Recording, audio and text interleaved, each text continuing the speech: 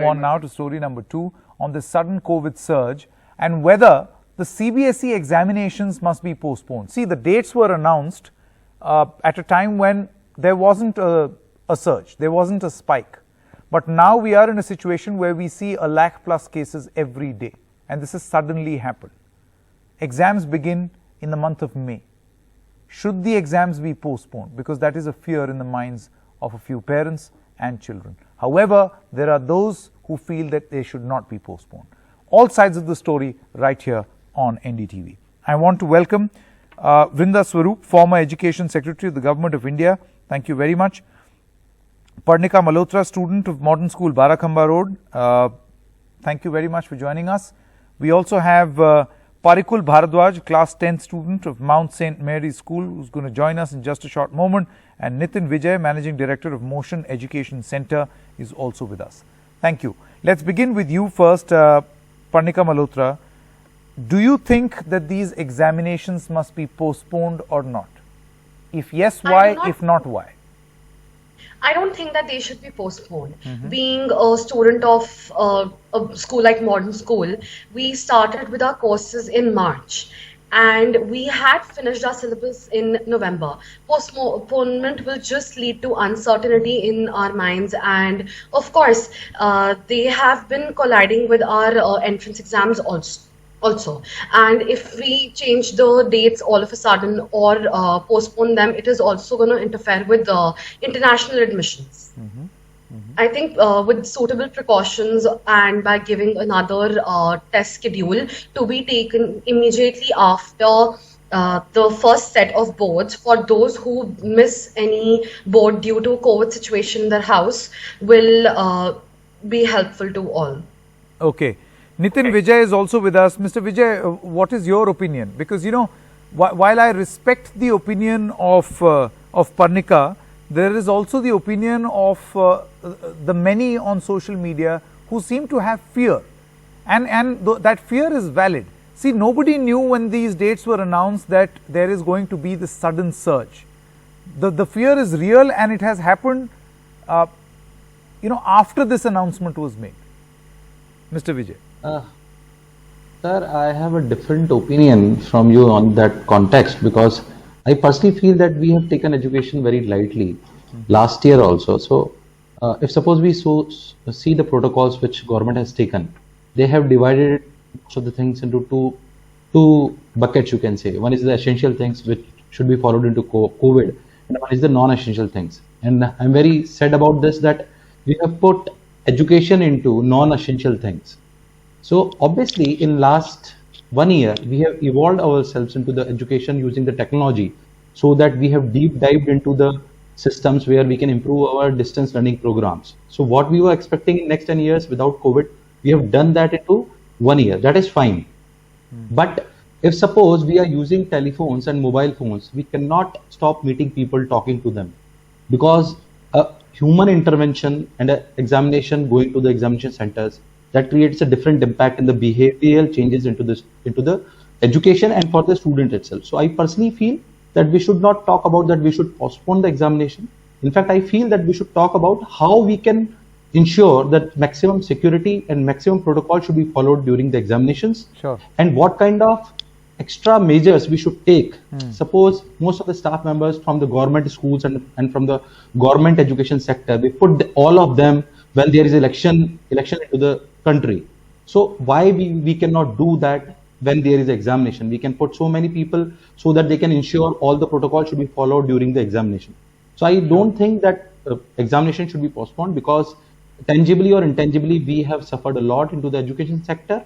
Online can be a substitute, but it cannot be 100% replacement. We have learned a lot in education by adding technology so that we can customize it. Okay. Parikul Bharadwaj is now also with us, class 10 student of Mount St. Mary's School. Thank you very much, Parikul, for joining us. What is your opinion? Thank you.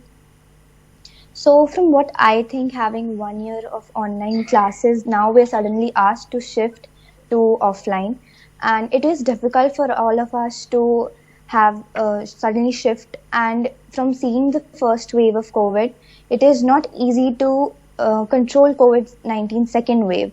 And if we keep on postponing our exams now, it would be very tough for us to maintain our next years of next years and complete our syllabus for next classes. So what we can do actually is have offline exams, or else we can also be passed on a basis of our pre-boards, as most of us had in Delhi had pre-board too in offline way. Or we can also have vivas, or our other in CBSE other things are also mattered. So we can be passed on that basis also. Okay, interesting. See, the purpose of this discussion is to come up with ideas and solutions. We all know that there is a problem, and that problem is this sudden surge. Nobody saw this coming, at least not the students. And now you have a board examination. Hopefully, the decision makers feel that this surge too will end. Can we let it pass, or should we perhaps decide on what needs to be done? We also have Ms. Swaroop with us. Ms. Swaroop, what in your opinion is the best solution forward? That there is a problem, will you or will you not agree? Well, there is a problem, but I think it makes no sense to postpone the exams at all. One of the things which COVID has taught us is that we must keep, innovating as we walk, as we step out. So this is the best way to move forward, and we can innovate. Now, there is genuine fear about the protocols being maintained when the physical exam takes place. These are genuine precautions which can be taken by schools, and as somebody suggested, they can be stepped up further, so that because there are cases being reported even in practicals, there have been some problems where either the invigilator has tested positive or some of the students have. So stories like that are also emerging, but it makes no sense to postpone it. We have to be abundantly cautious and perhaps double our protocols so that we are more safe for environment for the children and for the invigilating staff. But I think postponement makes no sense for the or cancellation for that reason, because what we are learning about offline exams also online exams has not been very helpful, and there are malpractices which are being reported. So a school leaving exam has a sanctity. It has the future of the child at stake, his or her entry into higher education. So that exam is in a certain sense sacred and sacrosanct, and that has to be done with a proper way of assessment, which I think is the physical way to move forward. But I agree that there should be a lot of precautions, even more so now that we know that a second wave is escalating. Okay. Let me take that question to the students. Parnika, do you feel that once the schools guarantee or fulfill these processes, right, then these offline examinations can happen on schedule, or perhaps maybe decide in such a way that you divide students in various classes. Maybe have a situation where instead of exams taking place in 10 classes, they take place in 20 classes. Think out of the box. Do you think this is the time for suggestions? Of course, this can happen. It's just one whole grade to be spread out in the whole school. You can place like 5 students in a class and conduct the examinations in a very safe manner. Let me ask that of Parikul. Parikul, do you feel that if students are spread out and this COVID protocol is followed, and students also take abundant precaution, then these exams must go on? Because there is a view online also, and a view among a lot of parents, that it's not practically possible. It's not possible to expect that these precautions will be taken care by each and every one with a guarantee. It doesn't happen. We've seen in the past, as Ms. Swaroop was pointing out, situations where people got infected with COVID because of writing these exams. So since I had my pre-boards offline and we were asked to sit in a class with only 5 children or 10 children, it is difficult to maintain all the social distancing and all the safety precautions. And since when we go for giving exams and we all are standing in a line, we all are not always able to maintain that gap in between us. So it will be difficult, and we should think out of the box what else can be done. Okay. Okay, Mr. Vijay, the Prime Minister, and I'll ask this question of Ms. Swaroop also. The Prime Minister is supposed to hold his, meeting and conversation with students for Pariksha Pe Charcha. Do you feel that an appeal from him to schools, to children, to students on how they need to follow the COVID protocols and follow abundant caution is going to help? I think for sure, because what all four of us was telling you the same, that exam should not be postponed. And before starting anything, I must congratulate and thanks Pandika and Parikul for not suggesting postponement of the examination. What you just told me, that obviously if Pradhan Mantri and PM of the nation will set up new standard for awareness among the students, that how they can go to with the examinations, and at the same time if we'll ensure the high level of monitoring in the examination halls, that will really help us to make sure that examination should be conducted along with the proper awareness and monitoring by the different invigilators, you can say.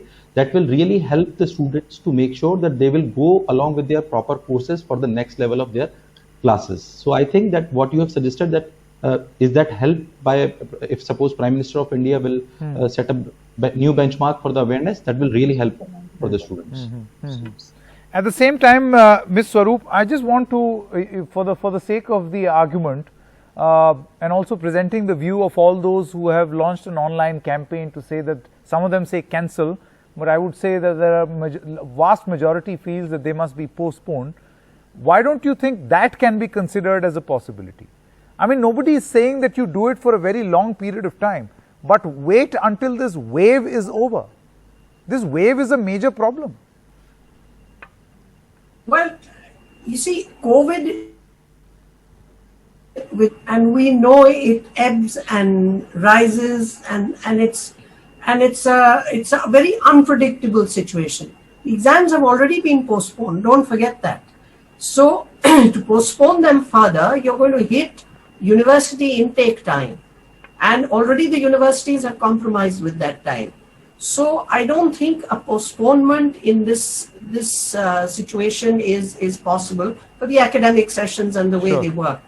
But at the same time, when we know that there is a wave and a second wave, and we are in the middle of it, what I think I was trying to press and in my earlier intervention was that this is the time to put out revised protocols for schools and examination centers, so that you have abundant precaution for the children and for the staff who is going to be there. Correct. So whether you stipulate that everyone must be tested 72 hours before, whether an invigilator or a student, you can do many things. You can, as a student was suggesting, you can space out the kids. Where you were having 10 kids in a classroom, maybe you could just reduce that. These things are possible. There is enough time to plan for that. Correct. And to be very, very careful to do this. Absolutely. And of course, an appeal by the PM would be enormously, in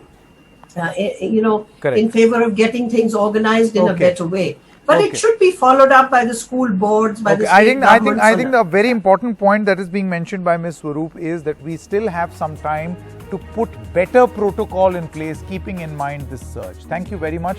Run out of time, but news and updates will continue on the other side. Thanks.